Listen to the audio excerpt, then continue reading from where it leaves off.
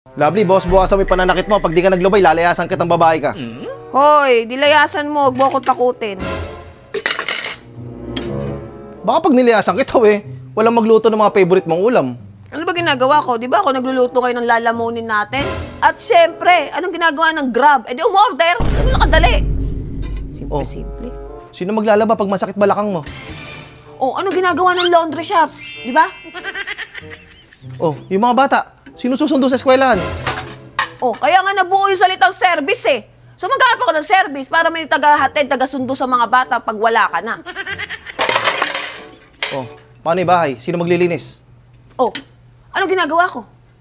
Oh, paano para saan pa merong kasambahay? Oh, di ba? Ganun lang kadali. Mag-hire ako ng kasama sa bahay. Ah, ganun. Talaga. Oh, sige. Paano ka magbablog ngayon pag nilayasan kita? Sige nga. Oh, shit. Takot ako.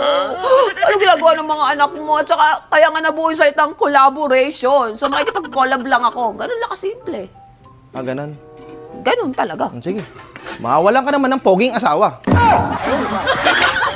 Baka naman tanga. Usapan natin ito. Ano ko iwan? Hindi ko kaya na wala ka. Sige na, basta wag na maulit ha.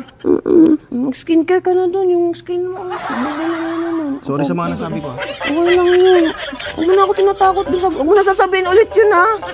Nagkakatrauma ako.